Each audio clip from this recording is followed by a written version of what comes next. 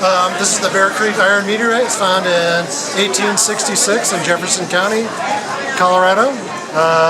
Original weight was probably 500 pounds or thereabouts.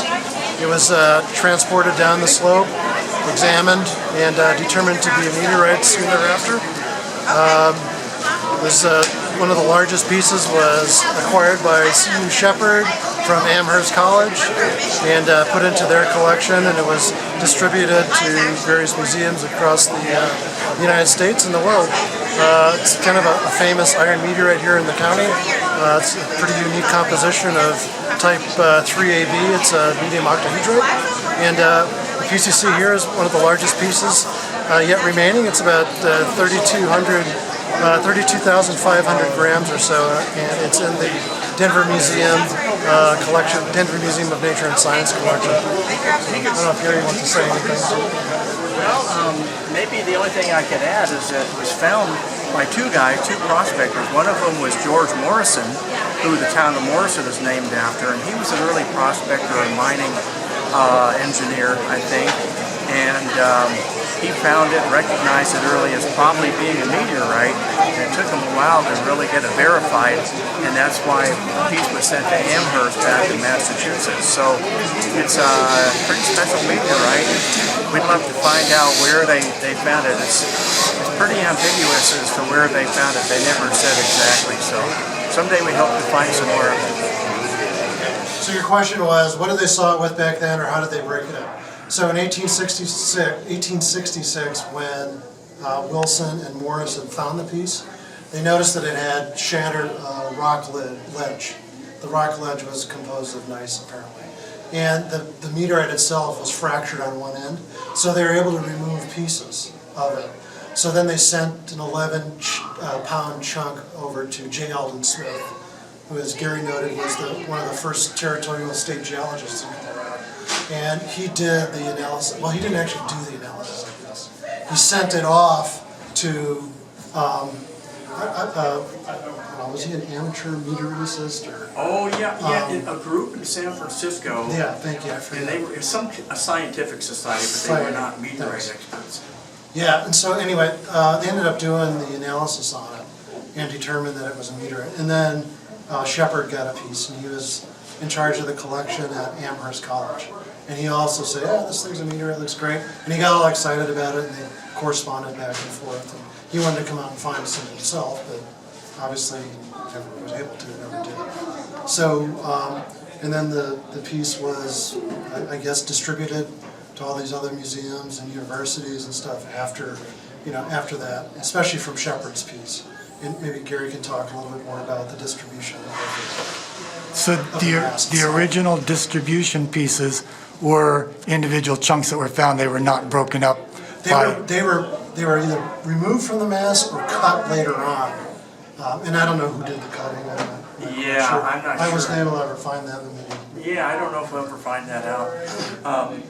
Shepard was, I guess, the preeminent meteoriticist or meteorite scientist at the time in 1866 back in Massachusetts, and so he kind of became enamored with the Bear Creek iron. So he arranged, with help from friends of his here in Denver, called it Denver City, to buy the main mass, which was close to 500 pounds, minus 5 or 10 pounds that were sent for analysis to different places.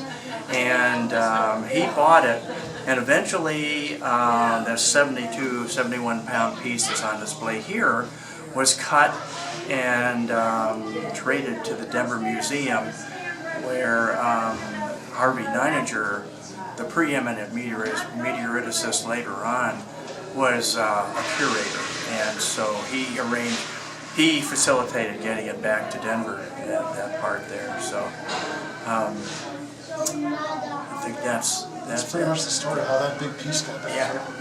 Yeah, and then a few other pieces were cut off, and a few museums and universities have chunks anywhere from a few hundred grams to a few pounds. And we really don't know where it was found.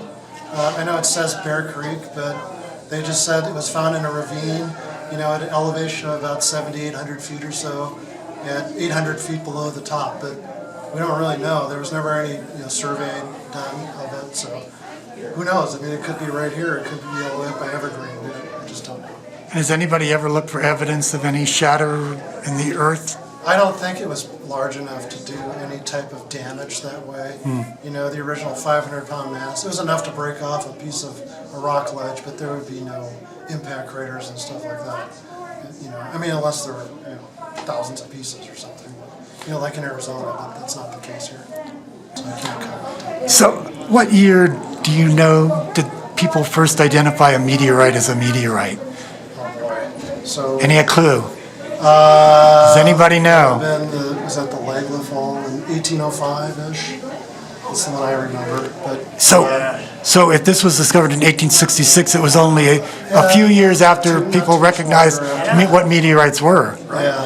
And there were still a bunch of universities and scientific institutions who really many of them didn't know how to recognize a meteorite. So the outfit in San Francisco didn't really, and it was a scientific society in San Francisco.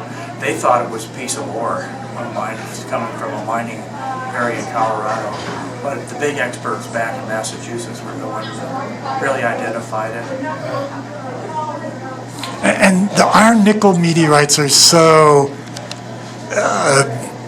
distinctive, but a chondrite, to me, I would never recognize a chondrite as a meteorite. How do they do that? No, you go ahead. Oh, well, there's a few different ways of identifying a chondrite, and one is they're usually a little heavier.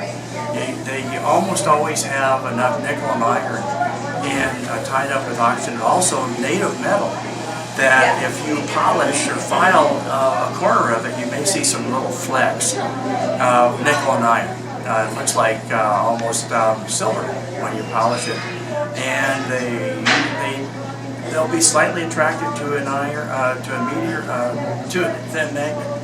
And what else? There's a few other. If you can send it in for analysis, that will show up. That will turn up positive test for nickel and a few other things.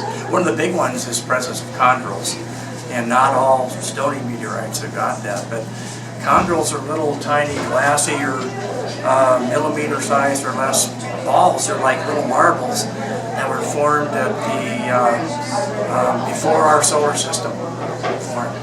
And scientists don't know exactly how they form, but they're like flash melted little balls of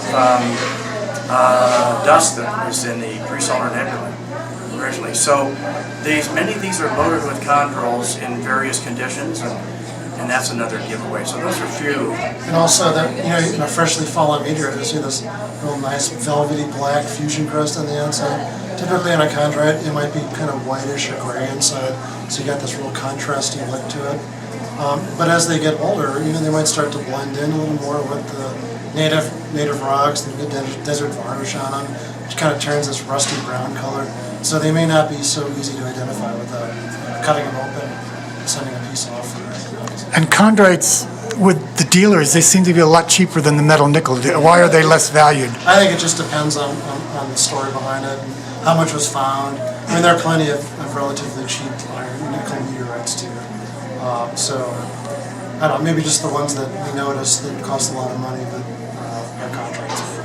Not necessarily. If they have a good story with them, like there's one that fell in 1492 in Antacime, France. That could go for a few $100s a gram. Just because it's under lock and key, it's being guarded by these royal guards of Antacime meteorite, and so it's just hard to obtain. You can get cheap ones though from North Africa that might be 15, 20 cents a gram. So it just depends. It's like any mineral specimen, right? There's quartz and then there's special quartz. No.